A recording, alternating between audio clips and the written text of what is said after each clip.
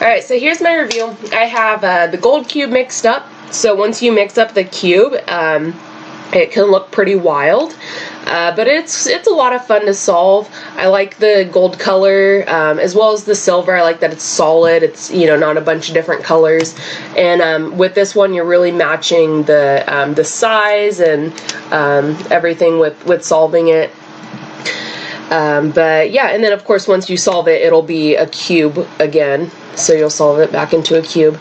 As far as the silver one, I'm not quite as fond, and it's the pattern that I don't like as much. So, and the reason is it's just a little bit harder to turn. So you would think, right, with the creases up here, that I could just turn it, but the middle needs to be lined up. So the middle is actually going to be in this, so it's offset, but you'll see that the axis is all lined up. So then now you can turn it.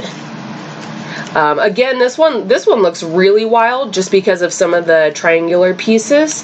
It gives it a really interesting effect when it's mixed up. This one has been more difficult for me to solve, but still a lot of fun to work with. One thing I appreciate about these cubes is that they were quite easy to move. So they're not really stiff, they're not magnetic or anything like that, but they're really easy to move. With the silver one, the only thing that makes it difficult is just making sure that it's lined up. But that has nothing to do with the cube. That's really has to do with the user. And the only other thing I'll say about these is really they're not stickerless. So the silver and gold are stickers.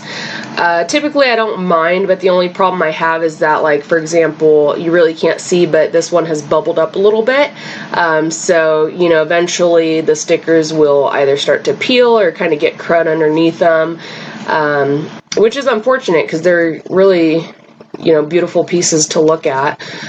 So overall, I'd say I'd give these a 5 out of 5. I think these are awesome.